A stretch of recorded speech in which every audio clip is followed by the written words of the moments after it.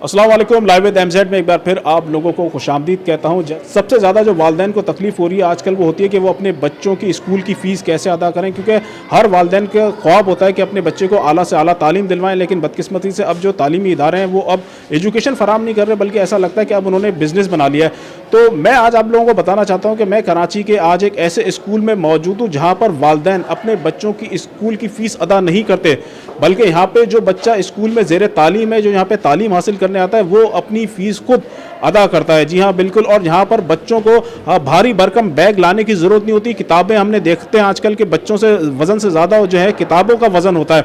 तो यहाँ पे आने के लिए ख़ास बात ये भी है कि बच्चे सिर्फ यहाँ पे मोबाइल और लैपटॉप के ज़रिए बच्चों को तालीम दी जाती है। जितना हैरान आप लोग हो रहे हैं, मैं भी उतना ही हैरान हुआ था ये सारी बातें सुन के। तो इसीलिए आज मैं आया हूँ कोरंगी के स्कूल में, और यहाँ पे हम जानते हैं यहाँ के प्रिंसिपल साहब से कि ये इस स्कूल का नाम क्या है, और यहाँ वाकई कि यहाँ पे बच्चा जो है यहाँ पे तालीम हासिल करके खुद अपनी फ़ीस जो है वो खुद अदा करता है। क्या सच्चाई है सारी चीज़ों में? मेरे साथ मौजूद है इस स्कूल के प्रिंसिपल अल्ताफ एजुकेशन वाला, इनसे हम बात करते हैं। अस्सलाम वालेकुम अल्ताफ भाई, कैसे हैं आप? वालेकुम सलाम, अल्हम्दुलिल्लाह भाईजान। अच्छा अल्ताफ भाई, ये हमने सुन रखा है कि यहाँ पे स्कूल की खासियत है कि बच्चा वालिदैन से पैसे नहीं लेता अपनी फ़ीस अदा करने के लिए, बल्कि खुद अपनी फ़ीस अदा करता है। तो क्या ये वाकई सच है? बिल्कुल 100%, क्योंकि एक साल तक कोई भी पेरेंट ने अपने बच्चे की फ़ीस अदा करनी है। उसके बाद लेवल 1 कंप्लीट होता है। अगर वो बच्चा लेवल 1 कंप्लीट करता है, उसके बाद वो माहाना $100 अर्न करता है। तो इस मीन वो 28,000 माहाना कमा सकता है 12-13 साल का बच्चा। इसमें हमारे स्टार्टिंग के जो बच्चे हैं, तकरीबन इन लोगों ने अपने फीसेस भी अदा किए और अपने घर को, लास्ट टाइम जो हमारे साथ एक और साहब था जो KPK का था, उस लड़के ने साल एंड होने पे अपने वालिदैन को 1,50,000 घर भेज दिया उस बच्चे ने। तो यहाँ भी वो अपना कर रहा था, उधर भी। तो हमारा मकसद ये था कि जो स्कूल्स हैं वो भी रो रहे होते हैं कि हमारे स्कूल चल नहीं रहा, टीचर की सैलरियाँ निकल नहीं रही। तो हमने ये सारे हल निकाल दिए कि टीचर्स की भी अपनी आमदनी कैसे बढ़ा सकती है, एक स्टूडेंट अपनी आमदनी कैसे बढ़ा सकता है, अपने ज़रूरियात ज़िंदगी कैसे ठीक कर सकता है। अच्छा, इस तरह मैं आपको यहाँ पे रोकना चाहूँगा। ये सबसे पहले तो हमें बताएं कि इस स्कूल का नाम क्या है, ये स्कूल कहाँ पर वाक़ है, और एडमिशन का क्राइटेरिया क्या है? यह है Rehan school Korangi campus, sector 50C E33 5 number कहलाता है, आई थिंक सो। और इसके साथ साथ एडमिशन जो हमारे पास हैं 8 साल से लेके 14 साल के बच्चे का एडमिशन होता है। और दूसरा हमारे पास एडल्ट क्लास होती है, जिसको हम एडल्ट क्लास में लेते हैं, जहाँ मैट्रिक इंटर पास करके वो आ सकता है। और एक तीसरा AI टीचिंग ट्रेनिंग के लिए जो टीचर्स हजरात होते हैं उनकी आमदनी नहीं बढ़ रही होती, 5,000 10,000 के लिए जॉब कर रहे होते हैं। तो ऐसे टीचर वो AI टीचिंग ट्रेनिंग लेने के बाद वो लाखों में जॉब कर सकते हैं, ऑनलाइन जॉब कर सकते हैं, ऑनलाइन लोगों को पढ़ा सकते हैं। AI से अपनी जो पढ़ाने का सब्जेक्ट है उसमें बिल्कुल चैम्पियन बन सकते हैं। अच्छा, हमें थोड़ी सी ये तफसील भी बताइएगा कि एडमिशन जो है यहाँ पे कब कब एडमिशन होते हैं, यानी एडमिशन का जो सेशन है वो क्या रखा गया है। और एक चीज़ हमने और सुन रखी है कि यहाँ पे बच्चों को मोबाइल और लैपटॉप के जरिए पढ़ाया जाता है, उनको किताबें लाने की ज़रूरत नहीं है। तो इस हवाले से भी हमें थोड़ा बताएं। जी बिल्कुल, दौर जदीद के हिसाब से जैसे कि हर जो छोटा बच्चा होता है वो मोबाइल फ़ोन लैपटॉप से ज़्यादा सीख रहा होता है, क्योंकि उनका वक्त की जदीद है ये। और साथ साथ उनको पढ़ाने का तरीका ये होता है, जैसे कि हमने अगर कोई मूवी देखी होती या कोई ड्रामा देखा हो तो हम ज़िंदगी में नहीं भूल जाते हैं, लेकिन किताबें पढ़ी हुई 1 साल बाद दूसरी किताब भूल जाते हैं। तो इसका मतलब कहीं गड़बड़ है। तो हमने जो पढ़ना है अपनी ज़िंदगी के अंदर, उन सब को हमने वीडियो की शक्ल में लेके आया। जो फैसलेस वीडियो बनाते हैं उसमें वो बच्चे उसके ऊपर वीडियो बनाते हैं ताकि वो कभी भूल ही नहीं सकते हों। उसकी क्या कहते हैं, इंटरनेट भी अच्छा हो गया, उसकी एडिटिंग भी अच्छी होगी, उसको दौर जदीद का इल्म भी आ गया, साथ साथ AI का इसका बेहतर इस्तेमाल करते हैं। अच्छा अल्ताफ भाई, ये भी बताइएगा कि यहाँ पे जो बच्चों को पढ़ाया जाता है तो क्या सिर्फ कंप्यूटर की IT की क्लासेस दी जाती हैं, या उर्दू, इंग्लिश, मैथ, बाकी जो लोगों के जहनों में सवाल आ रहा होगा स्कूल का नाम सुन के, तो क्या वो तालीम भी यहाँ पे दी जाती है? नहीं सर, अगर उर्दू मैथ वगैरह मीन क्यों पढ़ाना। अगर कोई बच्चा डॉक्टर बनाना चाह रहा है तो उसके लिए अलग एक स्कूल होगा जिसमें डॉक्टर बनाए। जो इंजीनियर बनाना चाह रहा है वो इंजीनियर बना सकता। हमारा स्कूल प्रॉब्लम सॉल्वर के ऊपर बना है, जिसके डॉक्टर का प्रॉब्लम क्या है, अगर डॉक्टर खुद बीमार होता है तो दूसरा नहीं है, उसके लिए यहाँ से एक बंदा उस डॉक्टर का मसला ठीक कर सकता है, मशीन बना सकता है। जैसे मशीनें आई हैं कि वो सारा चीज़। इसी तरह पानी का मसला है, बिजली का मसला है, गैस का मसला है, उस मसले के ऊपर ये टीम बन के इस मसले को ठीक करे और बिज़नेस बनाए। क्योंकि पानी का जो मसला है बाहर से आता है, कंपनी लॉन्च करता है, लेबल हमारा है, बोतल हमारी है, पानी हमारा है, और वो बाहर बैठ के हज़ारों डॉलर कमाता है, हम लेबर बन गए।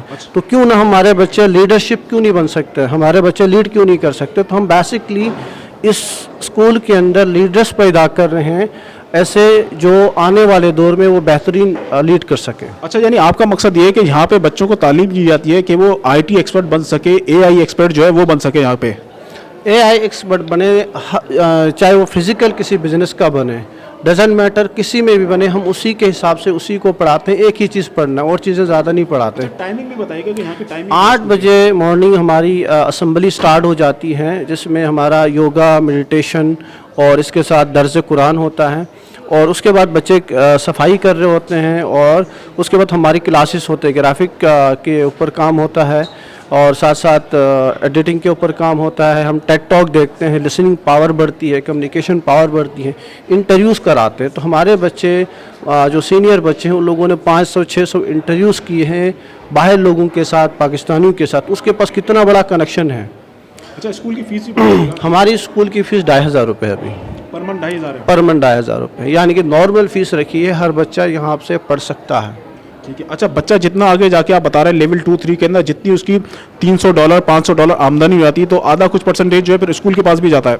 जी बिल्कुल, अगर वो लेवल 1 के बाद, जैसे कि हर बच्चे की जो कॉस्ट आती है 35 से 40 पर महीना इस बच्चे की कॉस्ट आती है, तो वो जब कमाएगा तो वो जब पैसे हम लेंगे तो ऐसा नहीं है कि इससे रेहान भाई को प्रॉफिट नहीं चाहिए होता, वो इसी स्कूल के ऊपर लगाएंगे, उसी में इस बच्चे के ऐसी लगाएंगे, क्लासों को बेहतर करेंगे। अच्छा, किसी के पास मोबाइल लैपटॉप नहीं है तो फिर वो क्या करे? आप लोग प्रोवाइड करते हैं या खुद अपने घर से लाना होता है? लैपटॉप हम प्रोवाइड करते थे किस्तों पे, हमारे पास OLLP प्रोग्राम्स था, लेकिन उस पर हम नहीं चल पाए क्योंकि जो लैपटॉप लेते हैं तो वो नहीं, बच्चे को खुद लाना पड़ेगा मोबाइल और लैपटॉप के साथ? खुद लाना पड़ेगा। ठीक है। अच्छा, अगर कोई एडमिशन के लिए यहाँ पे रुजू करना चाहे, रब्ता करना चाहे, तो कैसे कर सकते हैं वालिदैन? वो मेरे नंबर पे रब्ता कर सकते हैं 0315271993 पे।